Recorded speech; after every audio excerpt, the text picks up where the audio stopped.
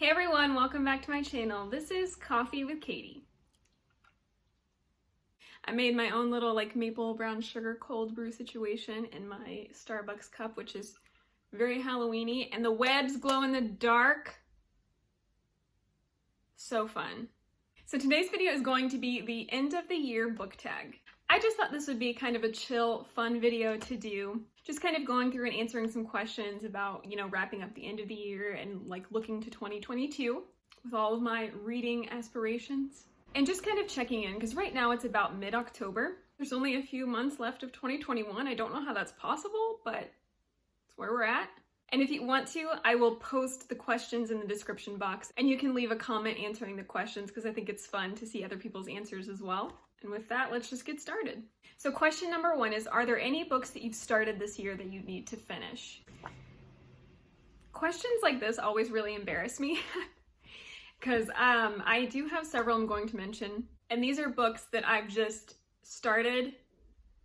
The month got away from me. I started a new monthly TBR.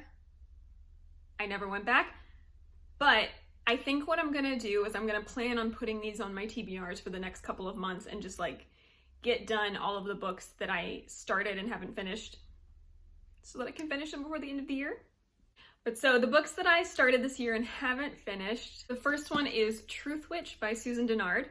And again, no reason that I put this down. I didn't get that far into it. You can see my little bookmark right there. I didn't get that far into it, but I did really like what I was reading, and I didn't get far into the story, but it was really interesting to me. I think I'm really gonna like this series, but started it, need to finish it.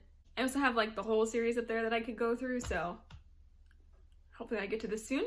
I know this series is one that a lot of people really like, so I've been wanting to get into it. Hopefully I can soon. A little ashamed that I put it down, but hopefully I can rectify that. The next book that I started and haven't finished is The Invisible Life of Addie Larue by V.E. Schwab. So I'm quite a bit into this. I would say over halfway. Yeah, for sure. Over halfway. I guess that'll help you. So I only have this much left. I really like this story. It's really interesting. It's really different. So the concept is strange, right? Of nobody remembering who you are and everybody forgetting you, when daily things happen, like leaving the room or falling asleep. It's amazing to see V.E. Schwab write about this. It kind of blows my mind, the concept of this and the execution. So I am really interested to see how this goes and how it ends. And it's not like I wasn't enjoying it. It's just, again, one of those things where life got in the way. But hopefully I can finish this before the end of the year.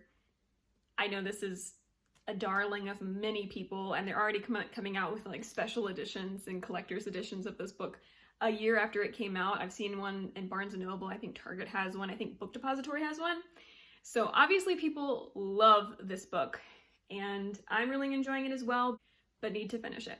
Another one is The Shadow of the Gods by Gwynn.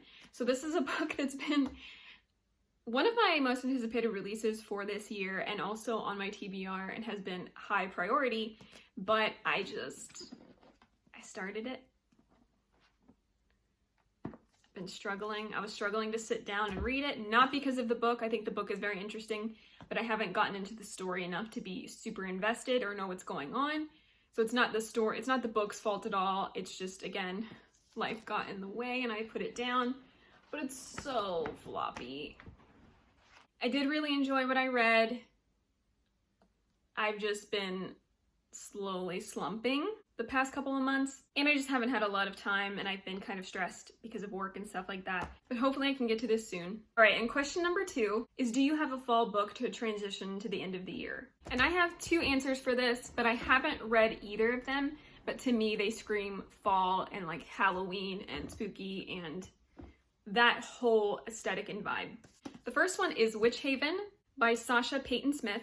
And from the moment that I saw this book come out and I found out what the synopsis was, I've been super intrigued. And it's about witches. This is about a magical school, some magical academy for witches. How great does that sound? I think one of the things that shoves this story into motion is that there's a man that attacks her, and she kind of wakes up, or wakes up from blacking out type of a thing, and the man is dead and he has scissors in his neck and she has no idea what happened or how they got there. And then these women come and whisk her away, saying that she's going to a sanatorium, but it ends up being a magical school.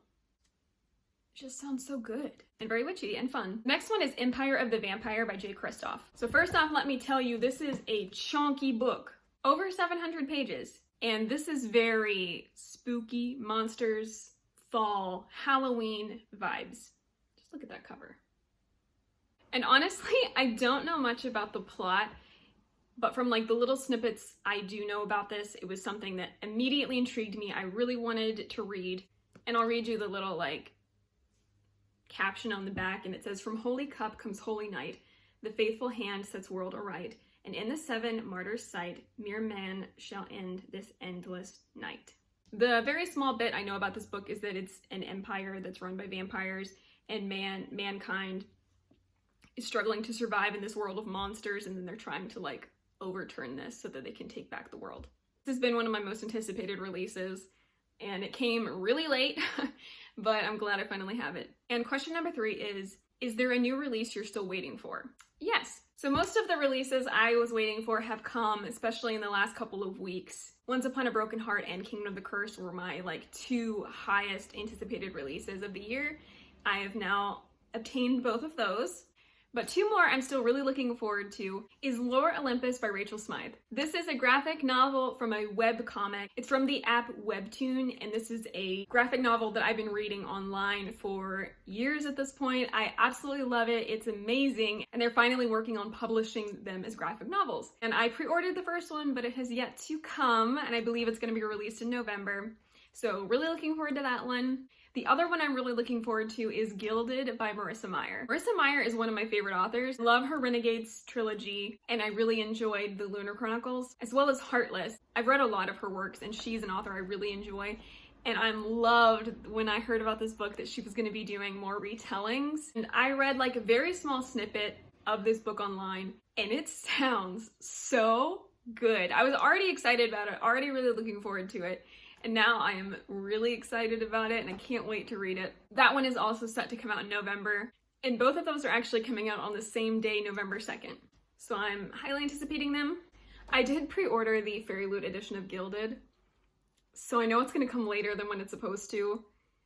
And I'm really debating going to Barnes & Noble the day it releases and picking up a different copy. Because I want to read it. I don't want to wait. I want to read it. Comment down below if you want me to read it and review it. Question number 4 is, what are 3 books you want to read before the end of the year? This is a hard question because I just feel like there's always so many books I want to read. But 3 that stood out to me that I know like I want to get to soon. The first one is Little Thieves by Margaret Owen. And I think I mentioned this in a previous video. I got this by doing a review for Bookish First on my first impressions of like the first chapter of the book.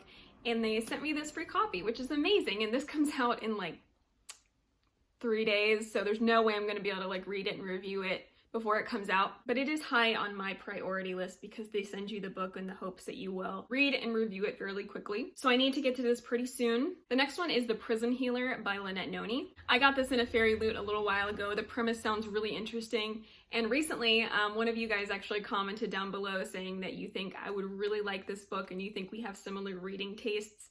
So I'm trying to push this up higher on my priority list and get this done before the end of the year so I can read it and give you my thoughts. Another one that I want to get to just because I've been going through this series slowly and would like to at least get another one done before the end of the year is In an Absent Dream by Shannon McGuire. And this is book 4 in the Wayward Children series. Like I said, I've been slowly going through this series, and so I just would like to get another one done before the end of the year. I believe this is Emily Fox's favorite of the series, and this one is about Lundy and her backstory of her world, which would be super interesting. And they're just little cute novellas that you can get through pretty quickly. Question number 5, is there a book you think could still shock you and become your favorite before the end of the year, or become your favorite of the year?